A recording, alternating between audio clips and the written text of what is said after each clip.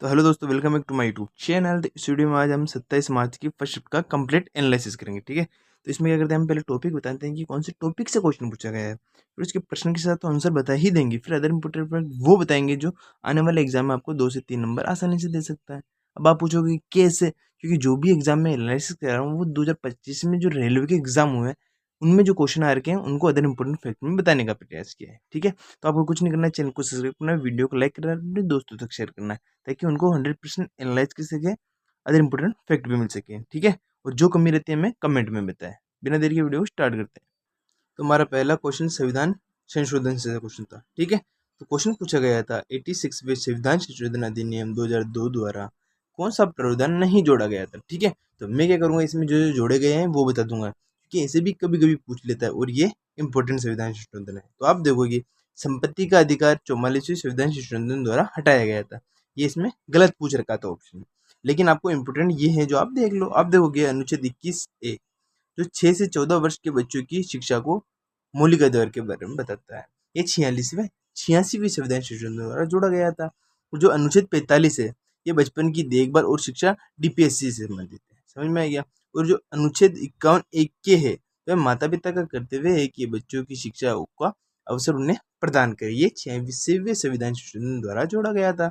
समझ में आया। नेक्स्ट क्वेश्चन देखेंगे हम। जो हमारा नेक्स्ट क्वेश्चन पूछा गया था वो सिंधु घाटी सभ्यता से क्वेश्चन था। तो क्वेश्चन में पूछ रखा था इन्होंने, सिंधु घाटी सभ्यता के किस स्थल पर गोदीवाड़ा पाया जाता है। तो आप देखोगे ये लोथल गुजरात में पाया जाता है। अब हम इसके बारे में अदर इंपॉर्टेंट फैक्ट वो भी पढ़ लेते हैं जो आने वाले एग्जाम में इंपॉर्टेंट बन सकते हैं। तो आप देखोगे लोथल के बारे में हम देखेंगे, इसे मिनी हड़प्पा भी कहा जाता है। ठीक है, कभी कभी इसकी नदी पूछ लेता है तो आप देखोगे ये भोगवा नदी के किनारे स्थित है। ठीक है, जो हड़प्पा है वो दयाराम साहनी द्वारा 1921 में खोजा गया था और यह एक प्रथम स्थल है जो खोजा गया था। कभी कभी जो इसके जो खोज करता है उसके बारे में क्वेश्चन भी पूछ लेता है, तो ये भी याद रखो। वो धोलावीरा इंपॉर्टेंट है, इसके बारे में हम देखेंगे। ये जल संचय प्रणाली के लिए प्रसिद्ध माना जाता है। जो मैनेजमेंट है वाटर मैनेजमेंट के लिए सबसे प्रसिद्ध माना जाता है, क्योंकि यहाँ पर 20,000 लोगों के वाटर की व्यवस्था पाई गई थी। समझ में आया। नेक्स्ट क्वेश्चन देखेंगे हम।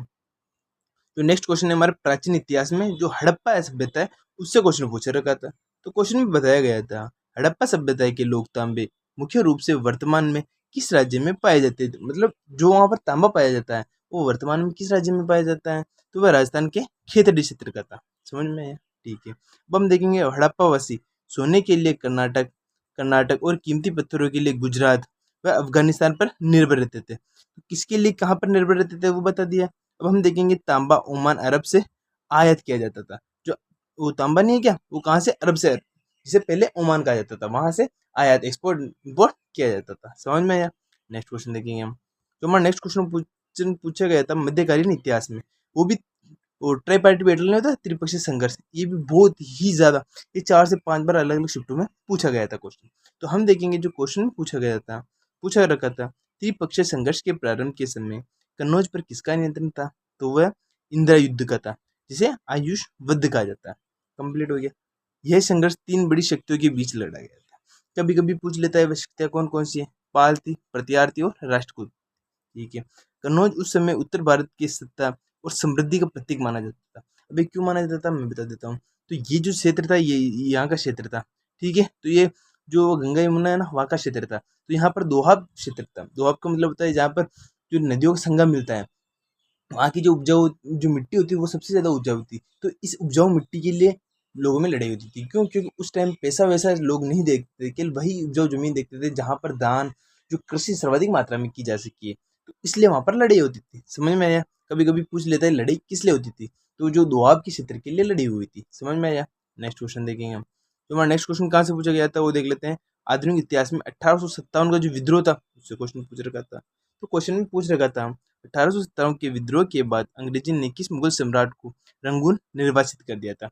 रंगून का मतलब होता है जो अपना म्यांमार, उसे रंगून कहा जाता था।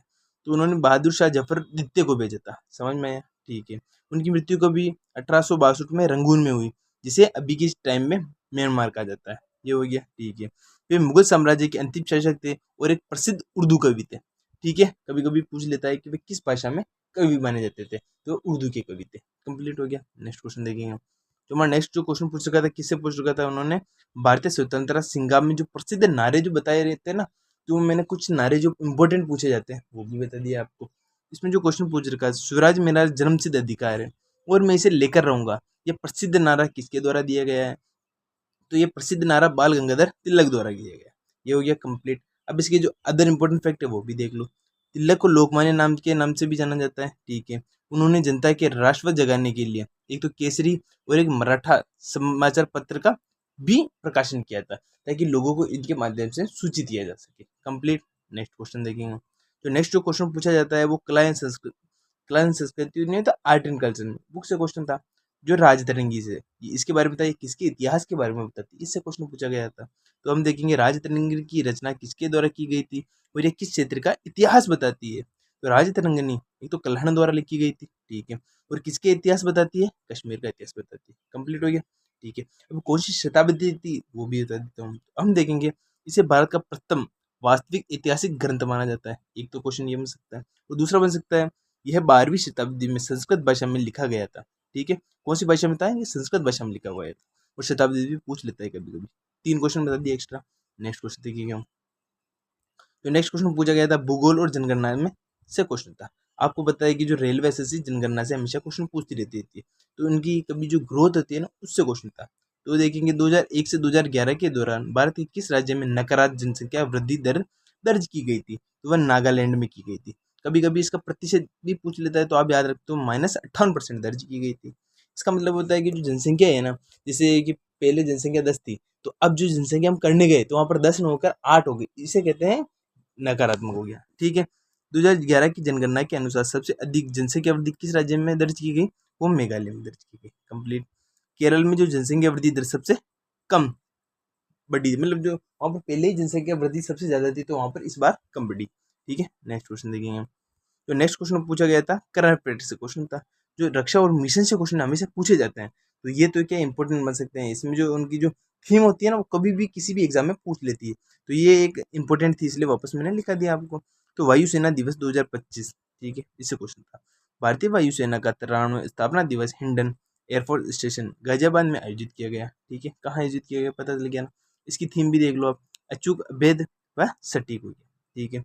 दूसरा जो इंपॉर्टेंट क्वेश्चन बन सकता है, जल जीवन मिशन मार्च 2026 की रिपोर्ट के अनुसार भारत के लगभग 82% ग्रामीण परिवारों में नल से जल कनेक्शन मिल चुका है, ठीक है। किस योजना के तहत? जल मिशन के तहत, ठीक है। महत्वपूर्ण तथ्य में हम देखेंगे यह मिशन 2019 में स्टार्ट हुआ था, और अब तक ये आंकड़ा केवल 17% रह चुका है। मतलब उस टाइम जो इन्होंने स्टार्ट किया था, वो उससे लेकर अब तक इन्होंने 17% कर दिया है, ठीक है। नेक्स्ट क्वेश्चन देखेंगे हम। Next question number, Delhi NCT के लिए विशेष जो प्रावधान दिए गए हैं, जो उससे इंपोर्टेंट आर्टिकल बन सकता है, वो पूछ रखा था, इन्होंने पूछ रखा था भारतीय संविधान का कौन सा अनुच्छेद दिल्ली एनसीटी का विशेष दर्जा प्रदान करता है? तो ये आर्टिकल 239 ए करता है। कंप्लीट हो गया। इसे 69वें संविधान संशोधन अधिनियम 1919 द्वारा जोड़ा गया था, ठीक है। इसके तहत दिल्ली की एक विधानसभा और एक मंत्री परिषद का जो प्रावधान दिया गया है कि वहां पर एक ये चीजें होगी। अनुच्छेद 239 मुख्य रूप से पांडुचेरी के प्रशासन से संबंधित माना जाता है, ठीक है। नेक्स्ट क्वेश्चन देखेंगे हम। नेक्स्ट क्वेश्चन पूछा गया था किससे? प्रस्तावना में, जो उन्होंने संविधान संशोधन कर रखा है, ये भी 4 से 5 बार अलग अलग एग्जाम में पूछ रखा था, तो मैंने इसमें बताने का प्रयास किया आपको। आप देखोगे कि संविधान संशोधन अधिनियम द्वारा समाजवादी, धर्मनिरपेक्ष और अखंडता शब्द को प्रस्तावना में जोड़ रखा था उन्होंने। तो ये 42वें संविधान संशोधन अधिनियम 1976 द्वारा जोड़ा गया था, ठीक है। और इसे किस नाम से जाना जाता है, वो भी इंपॉर्टेंट बन सकता है। तो इसे लघु संविधान भी कहा जाता है, क्योंकि इसके द्वारा संविधान में बहुत सारे बदलाव किए गए थे, ठीक है। सभी संविधान संशोधन द्वारा नागरिकों के लिए मौलिक कर्तव्य भाग 4 ए द्वारा जोड़ा गया था। समझ में आया? नेक्स्ट क्वेश्चन देखेंगे। जो हमारा नेक्स्ट क्वेश्चन पूछा गया था, भारत का सक्रिय जो ज्वालामुखी है वो कौन सा है, वो मैं बता देता हूँ। वो बेरन द्वीप है, जो अंडमान निकोबार में स्थित है। उससे हर बार क्वेश्चन पूछ रखा था उन्होंने। तो भारत का एकमात्र सक्रिय ज्वालामुखी बेरन द्वीप किस केंद्र शासित प्रदेश में स्थित है? तो वह एक अंडमान निकोबार द्वीप समूह में स्थित है, ठीक है। ये हो गया। अभी अंडमान जो निकोबार, उसमें भी कौन से द्वीप में है, उससे भी कभी क्वेश्चन पूछ लेता है, तो आप डीप में नॉलेज रखो। तो ये दक्षिण एशिया का एकमात्र सक्रिय ज्वालामुखी कौन सा? दक्षिण है, ठीक है। ये हो गया। अंडमान निकोबार में ही नारकोंडम द्वीप भी है, जो एक सुप्त मतलब एक सुप्त ज्वालामुखी के लिए प्रसिद्ध है। मैंने क्या बताया अभी, जो मतलब प्रचलन में है, मतलब जो ज्वालामुखी सक्रिय है, वो बेरन द्वीप हो गई, ठीक है, अंडमान निकोबार की। लेकिन अंडमान निकोबार की एक ऐसी भी ज्वालामुखी है जो कभी सुस्त है, कभी चलती ही नहीं है, तो वो कौन सी है, नारकोंडम है। ठीक है, जो अगर सक्रिय का पूछ लेता है तो अगर बंद का पूछ लेता है, दोनों याद रख सकते हो। नेक्स्ट क्वेश्चन देखेंगे हम। तो नेक्स्ट क्वेश्चन पूछ रखा था उन्होंने राजा बिंबिसार का शासन से क्वेश्चन था। उन्होंने क्वेश्चन पूछ रखा था बौद्ध ग्रंथों के अनुसार राजा बिंबिसार के शासन काल में कितने गांव थे, बताओ। तो वो 80,000 गांव थे। फर्स्ट तो ये कंप्लीट हो गया। दूसरा देखेंगे, बिंबिसार हर्षवर्धन के संस्थापक थे। ठीक है, उन्होंने सैनिक के नाम से भी जाना जाता था, मतलब उनकी उपमा दी थी। वे महात्मा बुद्ध के समकालीन और उनके संरक्षण माने जाते हैं। समझ में आया। ठीक है, नेक्स्ट क्वेश्चन देखेंगे हम। जो हमारा नेक्स्ट क्वेश्चन कहाँ से पूछ रखा था, उन्होंने पूछ रखा था उदारवादी नेताओं की कार्यप्रणाली से क्वेश्चन था। क्वेश्चन में बता रखा था उन्होंने भारतीय राष्ट्रीय कांग्रेस के प्रथम चरण 1885 से 1905 के दौरान उदारवादी नेताओं के मुख्य रूप से किस पद्धति को अपनाया था उन्होंने, तो उन्होंने संवैधानिक आंदोलन और याचिकाओं को अपनाया था। इंपोर्टेंट फैक्ट में हम देखेंगे इनकी रणनीति को अक्सर 3Ps के नाम से जाना जाता है, जिसका वो हम बता देता हूँ। एक तो प्रेयर करना, पिटिशन लगाना और प्रोटेस्ट करना कहा जाता है। समझ में आ गया। प्रमुख उदारवादी नेता कौन कौन से वो भी देख लो। एक तो दादा भाई नौरोजी हो गए। ठीक है, उन्होंने एक वो ट्रेन थ्योरी ऑफ वो लिखी थी ना, मनी के लिए लिखी थी उन्होंने। ठीक है, ठीक है। दूसरा गोपाल कृष्ण गोखले और एक फिरोज शाह मेहता हो गया। ठीक है, नेक्स्ट क्वेश्चन देखेंगे हम। नेक्स्ट जो क्वेश्चन पूछा जाता है वो भूमध्य सागर जलवायु से। जलवायु से भी अलग अलग टाइप से क्वेश्चन पूछ रखा है। मैं हर एक क्वेश्चन को टाइप लेने का प्रयास करता हूँ, सारे क्वेश्चन एक टाइप के नहीं बताता इस वीडियो में। समझ में आया। अमेरिका किस राज्य का मुख्य रूप से भूमध्य सागरीय जलवायु के लिए प्रसिद्ध माना जाता है, तो वो कैलिफोर्निया हो गया। ठीक है, अब इसके इंपोर्टेंट फैक्ट में हम देखेंगे ये कौन सी गर्मियों में आता है, सर्दियों में आता है, शुष्क आर्द्र, उसके बारे में भी हम जानकारी देखेंगे। और ये किस किस फसलों के लिए इंपॉर्टेंट हो सकता है, वो भी इंपॉर्टेंट बन सकता है, तो वो भी बता दूंगा आपको मैं। तो इस जलवायु की मुख्य विशेषता कौन कौन सी है, एक तो ये शुष्क गर्मियों और एक आर्द्र गीली सर्दियों में होती है। कंप्लीट। ये कौन से फलों के लिए आवश्यक होती है, ये खट्टे फलों जैसे अंगूर हो गया, जैतून हो गया, नींबू की खेती के लिए प्रसिद्ध मानी जाती है। समझ में आ गया। 1 2 3 क्वेश्चन बन सकते हैं इससे भी। नेक्स्ट क्वेश्चन देखेंगे हम। तो नेक्स्ट जो क्वेश्चन बन सकता है हमारा, ऊटी और कोयम्बटूर का तापमान। ये इसमें क्या है कि जो हाइट से क्वेश्चन पूछता है, तो आप देखोगे जो क्वेश्चन पूछ लेता है वो पूछ लेता है हालांकि ऊटी और कोयम्बटूर तमिलनाडु में समान अक्षांश पर स्थित है, फिर भी ऊटी बहुत अधिक ठंडा होता है। इसका मुख्य कारण क्या होता है, दोनों तो सेम जगह पर, मतलब आप भी यहाँ पर हो, मैं भी यहाँ पर हूँ, लेकिन आपने खूब पैसा कमाया और मैंने नहीं कमाया, क्यों, इसका कारण इसे तो पूछ सकता है। ये देखोगे ऊटी बहुत अधिक ऊंचाई पर स्थित है। समझ में आया। ठीक है, सामान्यतः क्षोभ मंडल में प्रत्येक 165 मीटर की ऊंचाई पर तापमान में लगभग 1 सेंटीमीटर की कमी हो जाती है। समझ में आया। नेक्स्ट क्वेश्चन देखेंगे हम। जो नेक्स्ट जो क्वेश्चन पूछ सकता है वो कैबिनेट केंद्रीय मंत्री से क्वेश्चन था। उन्होंने क्वेश्चन पूछ रखा था भारत में केंद्रीय कैबिनेट मंत्रियों के संदर्भ में कौन सा कथन सही है। जो कथन सही बन सकते हैं वो बता देता हूँ, तो गलत आप ऑटोमेटिक बता दोगे। तो वे गृह, वित्त और आदि प्रमुख विभाग के प्रमुख माने जाते हैं। ठीक है, कैबिनेट मंत्री सरकार की नीति निर्धारित करने वाली सर्वोच्च संस्था के सदस्य होते हैं, जो संविधान के अनुच्छेद 74 और 75 में मंत्रिपरिषद से संबंधित बताया जा रहा है। समझ में। नेक्स्ट क्वेश्चन देखेंगे हम। नेक्स्ट क्वेश्चन पूछ रखा था उन्होंने आर्टिकल 39 में। आर्टिकल 39 किससे संबंधित है, राज्य के नीति निर्देशित तत्व से संबंधित है। ठीक है, अनुच्छेद 39 राज्य को क्या सुनिश्चित करने को निर्देशित किया जाता है, तो समान कार्य के लिए समान वेतन। ये तो कंप्लीट हो गया। ठीक है, यह राज्य के नीति निर्देशित सिद्धांत जिसे डीपीएसयू कहते हैं, direct principle of state policy का हिस्सा है, जिसे भाग 4 में रखा गया है। समझ में। ठीक है, जो अनुच्छेद 39 का डी है वह विशेष रूप से पुरुषों और महिलाओं दोनों के समान कार्य के लिए समान वेतन की प्रावधान बताता है। नेक्स्ट क्वेश्चन देखेंगे हम। नेक्स्ट जो उन्होंने क्वेश्चन पूछ रखा था, किससे पूछ रखा था, प्रसिद्ध पुस्तक और किसी लेखक से क्वेश्चन था। तो उन्होंने क्वेश्चन बता रखा था poverty and un-British rule in India किसके द्वारा लिखी गई है, तो ये दादा भाई नौरोजी द्वारा लिखी गई है। ठीक है, अब इन्होंने किस नाम से जाना जाता है, दादा भाई नौरोजी को great old man of India के नाम से जाना जाता है। उन्होंने इस पुस्तक में धन के निष्कासन का सिद्धांत बताया है। वे ब्रिटिश संसद के सदस्य होने वाले एकमात्र पहले भारतीय बन चुके हैं। समझ में आया। नेक्स्ट क्वेश्चन देखेंगे हम। जो नेक्स्ट जो क्वेश्चन पूछ रखा था उन्होंने कहाँ से पूछ रखा था वो बता देता हूँ। तो उन्होंने पूछ रखा था अपने प्राचीन भारतीय इतिहास और युद्ध से क्वेश्चन था उनका। तो उन्होंने पूछ रखा था नर्मदा नदी के तट पर वर्धन वंश के सम्राट हर्षवर्धन को किसने हराया था, तो पुलकेशिन द्वितीय ने हराया था। ठीक है, अब पुलकेशिन द्वितीय चालुक्य वंश के सबसे प्रतापी राजा माने जाते थे। एक क्वेश्चन खत्म। यह युद्ध लगभग 618 से 619 में हुआ था। दूसरा क्वेश्चन खत्म। इस विजय का उल्लेख उनके दरबारी कवि रवि कीर्ति द्वारा लिखे गए एवं प्रशस्ति अभिलेख में मिलता है।